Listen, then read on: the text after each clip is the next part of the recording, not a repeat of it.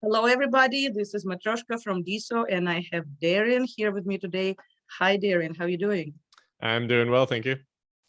It's so awesome to have you here. Now you can see a page of Darian on DeSo. He has been there for 243 days, and he is one of the biggest DeSo enthusiasts. I'm really happy to have you here with me today.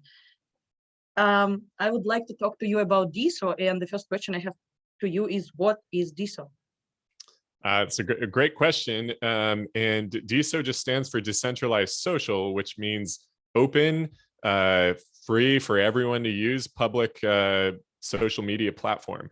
And it is on the blockchain, but the most important thing that one would need to know about that is it just allows the data to be available for everyone, and you to have ultimate choice over which access point you use or application you use to interact with your social community.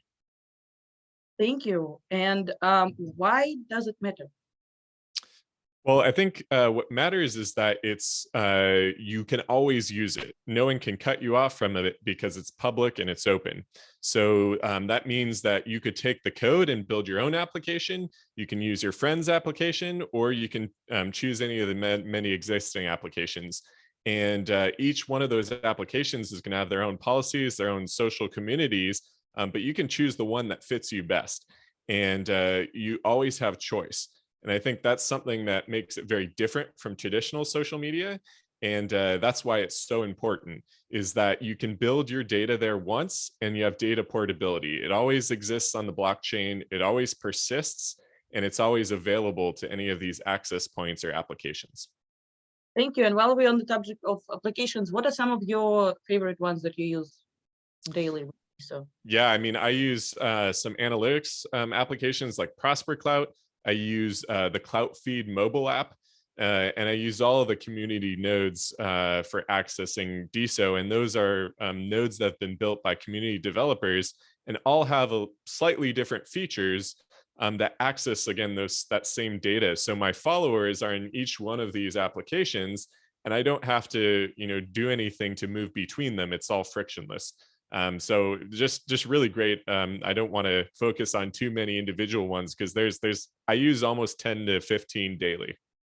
I think that's true about me too as well. Thank you. And you also already touched about how it is different from traditional platforms. Would you like to develop your thoughts about this a little bit? Yeah, so really what's different is when you use a traditional social media, you're committing to one company. You're sort of picking, you're not diversifying your efforts, you're picking one horse to win the race. And if that platform fails, it bans you. You got to start all over, rebuilding your following, redoing all that work. And there's a phrase in startups that's build it once, sell it many. That's a software phrase, which is you can really do the work once and then you want to sell that product. Rather than a service. That's kind of a product mentality. The same thing applies as an individual creator or content creator. Is you don't want to have to keep building content and followers in each different place. You want to do it one time and then have multiple returns on that effort, on those efforts.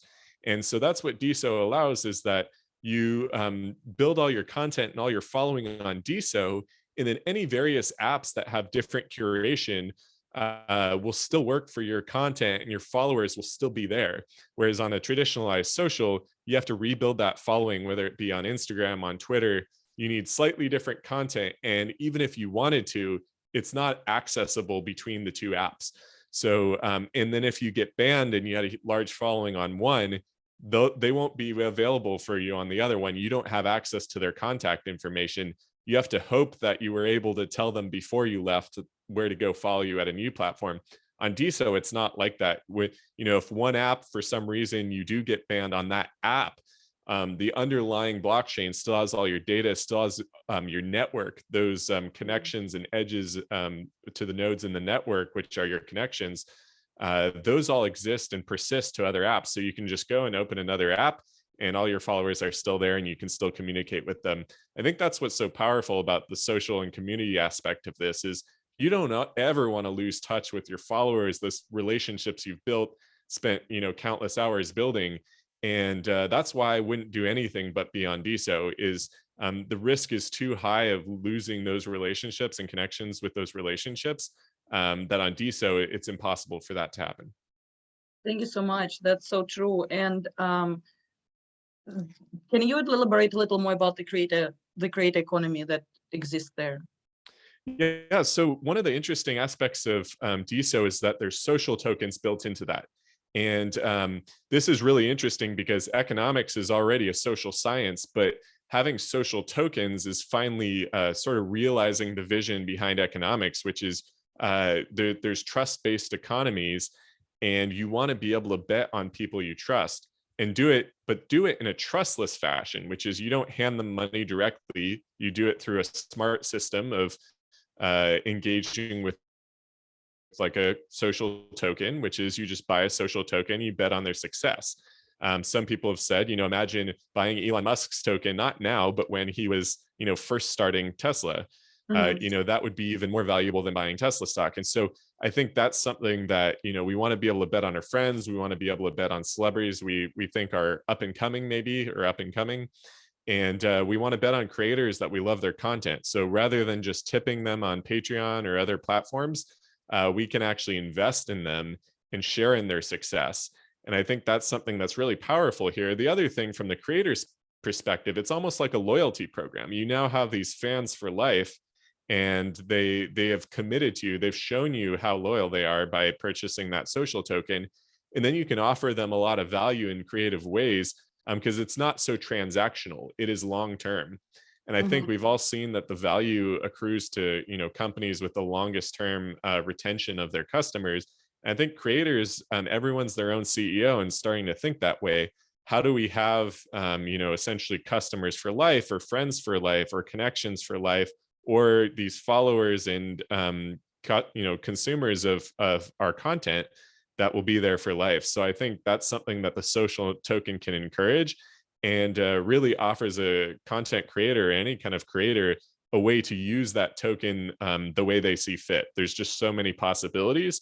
And I think by providing that underlying infrastructure allows creators not only to be more creative, but to be able to use, be creative with the economics or the tokenomics behind their social token. Yeah, I think that's one of the main reasons why I love DeSo so much, because seeing that monetization for the same things that you do on your regular social platforms and actually getting rewarded monetarily for that is so different. And meeting people and creating a relationship with them, like you called it a loyal program, the engagement is so much different on DeSo that people with whom I do engage daily, they feel like very, very close friends very soon. And you're one of those people, and I'm really happy to meet you there. So the last question I want to ask you, why are you personally on DeSo?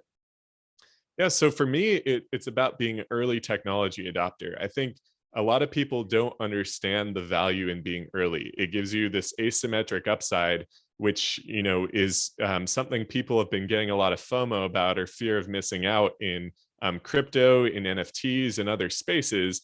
And I think this one's even easier to get into because you don't need to put in money up front. You can, but you can come also and just earn money on the platform and then get asymmetric upside from that. So this is a unique opportunity where it's not saying, go invest in all this money in crypto, go spend money on these JPEGs or digital art and NFTs. It's saying, come in here and actually earn money, but then still get the asymmetric upside of being early on a platform that I would guess is going to be larger than Facebook and other traditional social media, which is on the order of trillions. So I think that's something that is very unique, a very unique opportunity. And being an investor is something I did professionally for many years. And so coming in here, it's really about being early, understanding what we can do to help guide the trajectory of this. And then just having a good time. I really didn't think I would enjoy it this much because I'm not that active on other traditional social media, but it's again goes back to knowing that my efforts are being sort of have posterity. They will persist, and no one's going to take that away. These connections I'm making are going to probably all still be here, and we're going to move this forward together. I think that's something that's very unique to being early, and I think as new users come to DeSo, everyone's making them feel welcome, and I think we're just building a better future here. And that's why everyone should want to be here. And I think everyone's ready for change, and this is the change that we need. Yes, I absolutely agree with you. Building a future, brighter future together. That's what the platform brings. Thank you so much for guys for tuning in. Find the links to Darren and my profile underneath, and we'll see you on DeSo.